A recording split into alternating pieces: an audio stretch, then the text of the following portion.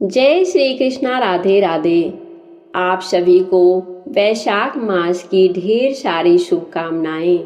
तो आइए मन को शांत करें, भगवान का स्मरण करते हुए इस पावन वैशाख मास के दिव्य कथा का 19वां अध्याय का श्रवण करें। वैशाख की अक्षय तृतीया और द्वादशी की महत्ता। द्वादशी के पुण्य दान से एक कुतिया का उद्धार। श्रुतदेव जी कहते हैं, जो मनुष्य अक्षय तृतीया को सूर्य उदय काल में प्रातः स्नान करते हैं और भगवान विष्णु की पूजा करके कथा सुनते हैं, वे मोक्ष के भागी होते हैं। जो उस दिन श्री मधुसूदन की प्रसन्नता के लिए दान करते हैं, उनका वह पुण्य कर्म भगवान की आज्ञा से अक्षय फल देता है।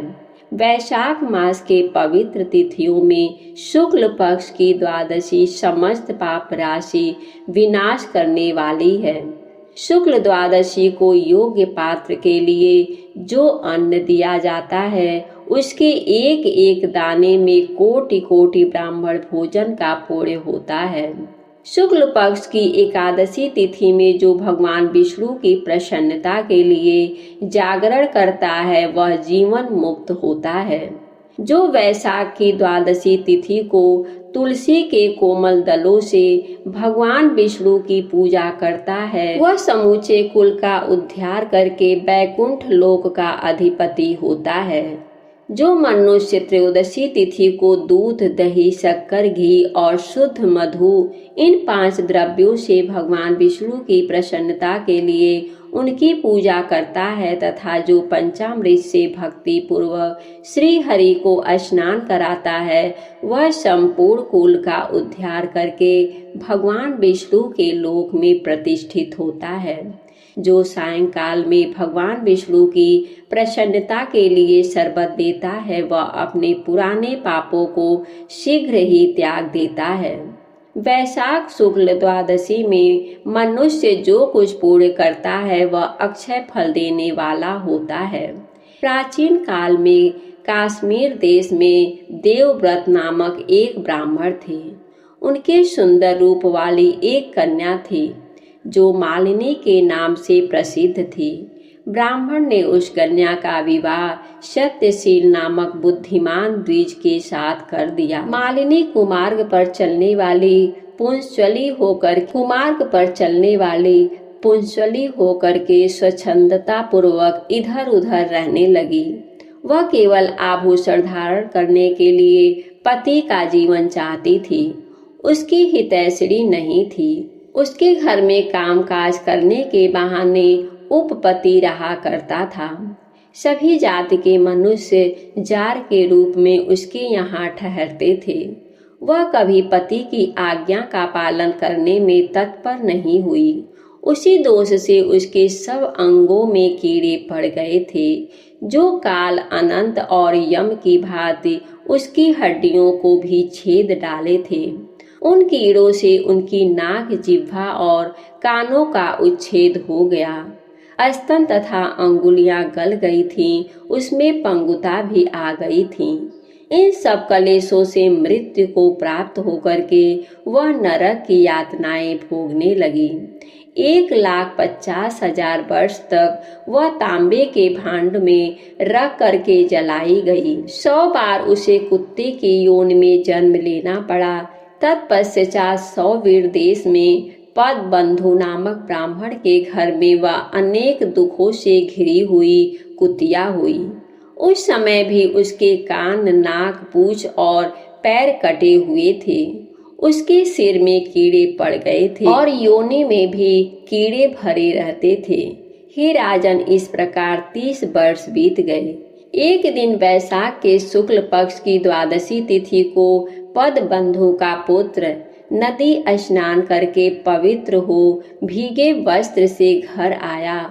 उसने तुलसी की वेदी के पास जा करके अपने पैर धोए। दैव योग से वह कुतिया वेदी के नीचे सोई हुई थी।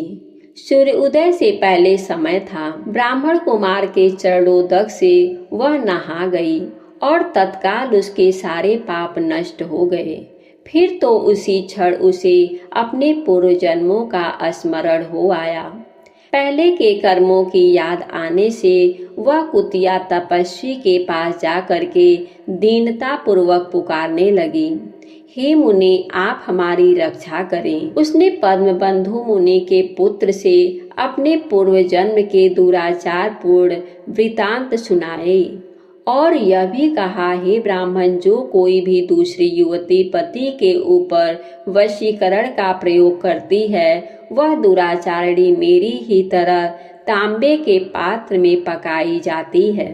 पति स्वामी है, पति गुरु हैं और पति उत्तम देवता भी हैं।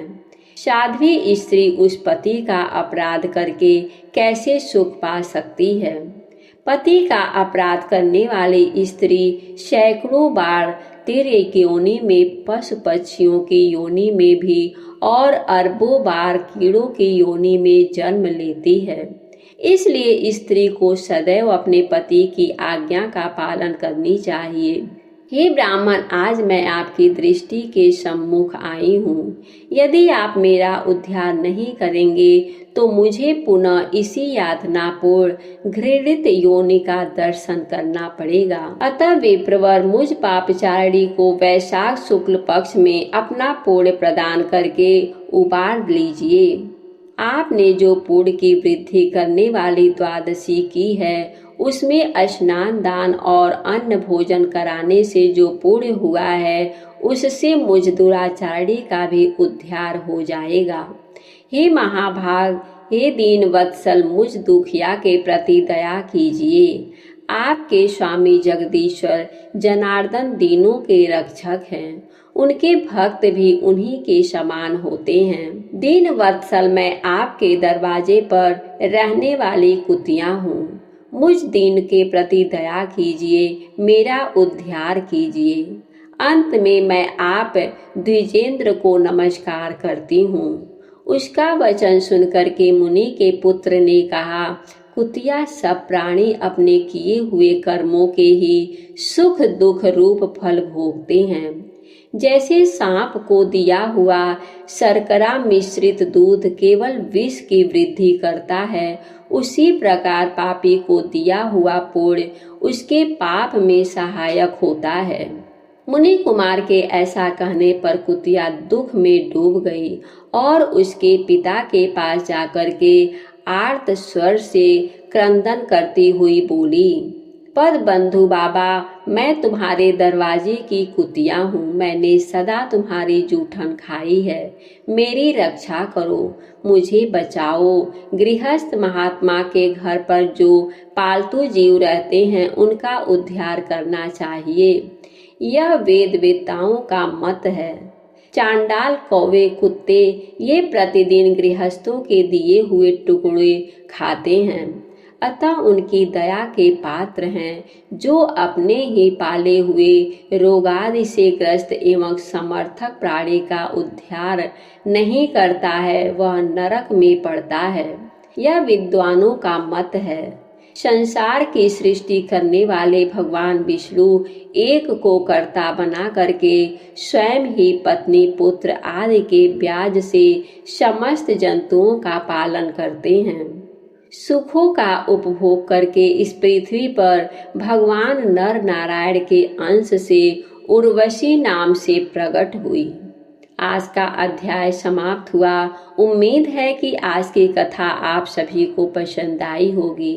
वीडियो अगर अच्छी लगी हो तो वीडियो को लाइक करके, अभी तक आपने हमारे चैनल को सब्सक्राइब नहीं किया है तो प्लीज़ हमारे चैनल को सब्सक्राइब करें। हमारे वीडियो को देखने के लिए आप सभी को बहुत बहुत धन्यवाद। जय श्री कृष्णा, राधे राधे।